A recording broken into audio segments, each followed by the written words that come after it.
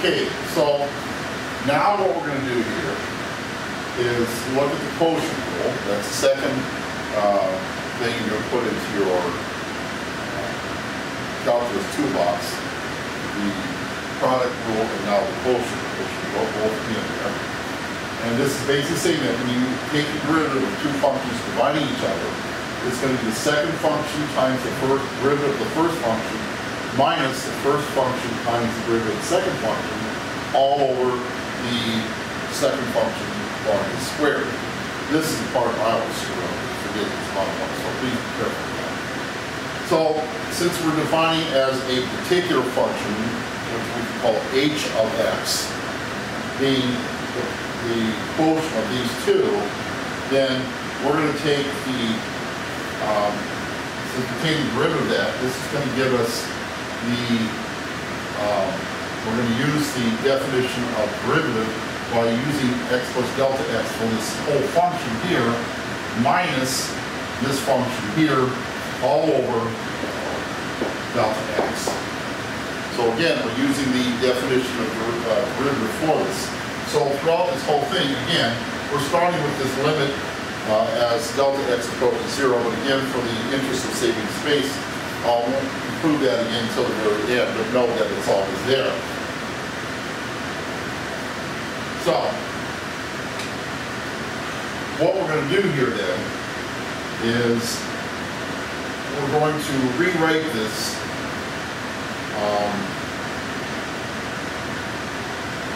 finding the lowest common denominator of these two right here. Now the lowest common denominator, of course, is going to be g sub x plus delta x times g of x. And so what's going to happen here is that we're going to take this denominator, divide it with this, of course that's going to cancel out, leave this g of x, and that's going to be g of x times this right here. So this is going to be g of x times f of x plus delta x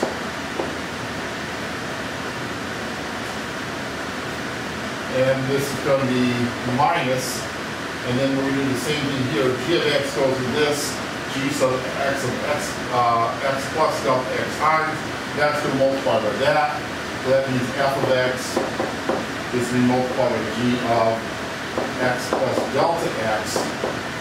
This whole fraction then is going to go over this lowest common denominator, g of x plus delta x times g of x. And this whole thing, the entire fraction, is going to be all over delta x. Okay, so we got a fraction of a fraction. Which I remember, I remember thinking in when I took Algebra 2 as a student, and we came across fractional problems like this, although not this extreme, I kept thinking, what in the world would I ever use it for? This seems like gamesmanship of mathematicians. Well, it turns out, here's where we started using it to prove that certain functions exist the way they do. So that's what we got going on here. So there's a number of things we can do with this, but what particularly we're going to do with this is do what we did last time, and that's insert something in between here that we're going to be able to use to factor with it. Again, we can't change the value of this numerator, so it's going to have to be opposites being added together. And so this is what we end up doing. So, and this is getting really monstrously large, so bear with me. So this is going to be g of x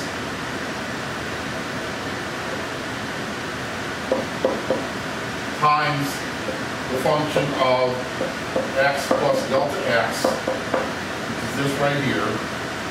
Now, we're going to insert right here, we have an insertion right here of two things that are opposite each other. So we put minus f of x, g of x, plus f of x, g of x,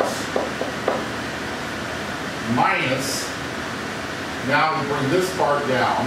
This is the new part right here. I'll go ahead and highlight that like this. And then f of x,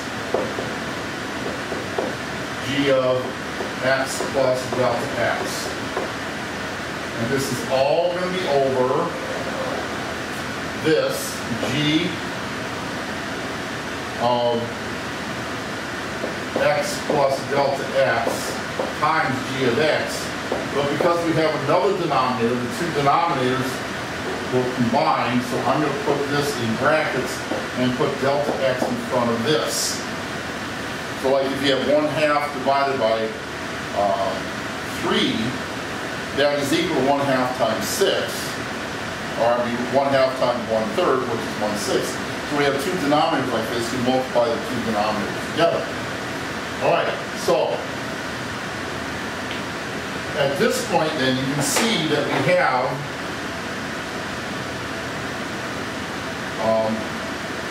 we'll combine these right here, and they have a g of x in common.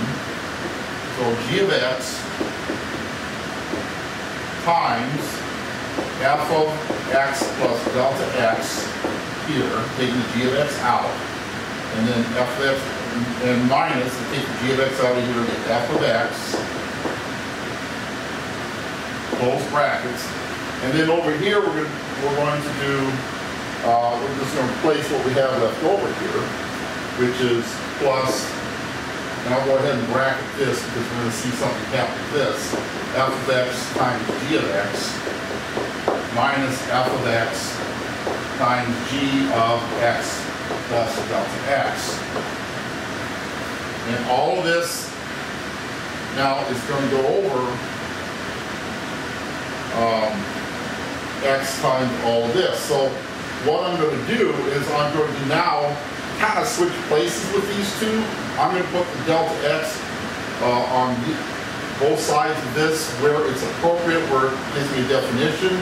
In this case, now this whole thing, remember, is dealt with both of these, but I'm going to put this on underneath like I had. I'm going to switch these two around. The delta x is going to be up here, and this is going to go down there, and then I'm going to distribute this to either side of the fraction. That helps me out make my proof work.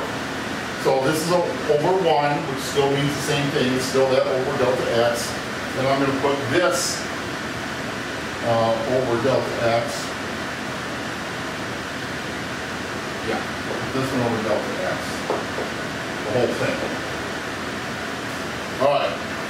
And this whole thing then is going to go over now g of x plus delta x times g of x.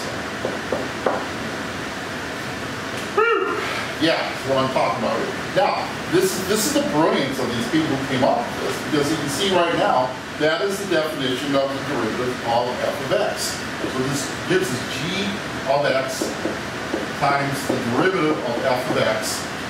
And over here, I'm going to put this written down as I have it and show you what's going to work with this. So this is going to be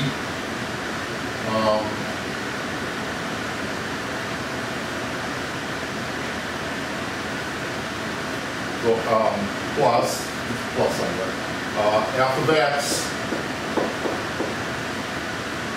take that out, and that gives me g of x minus g of x plus delta x, and all of that is over delta x.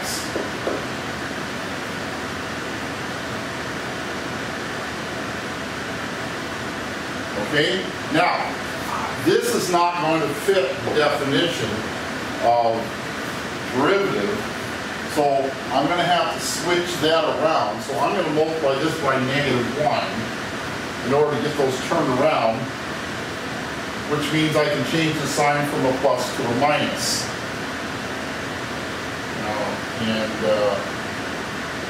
Let's see here, do I forget the delta x there? Looks like I might have.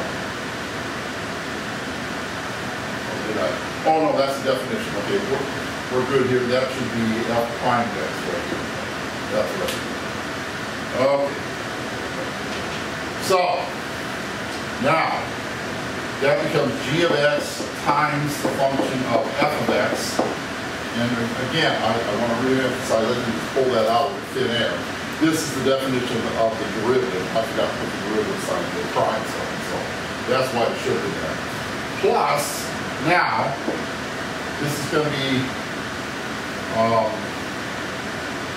the function of x. Now this is not an exponent negative 1. I'm simply multiplying this whole expression by -1 here and here to keep it the same. So instead of a plus sign here, then that becomes a minus sign.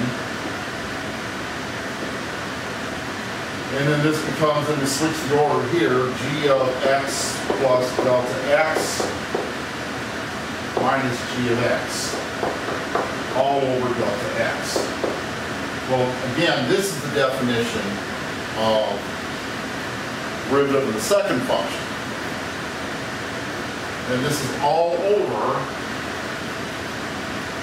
my denominator. I should have put right over here. This also should have been over this whole denominator right there. So I'll rewrite this right here. And I'm going to put g of x in front. G of x times g of x plus delta x. So remember, this denominator is still there. I haven't thrown it away. I need to use it. Now here's the deal. At this point, I'm going to put back the limit as delta x approaches 0.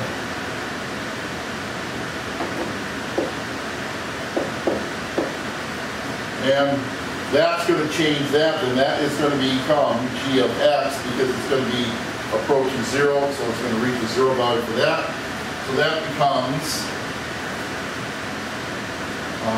g of x times f prime of x minus f of x times g prime of x. That whole expression right there. And then this is going to go over then, since this is going to be the same thing, this is g of x as delta x equals 0, this gives us g of x quantity squared.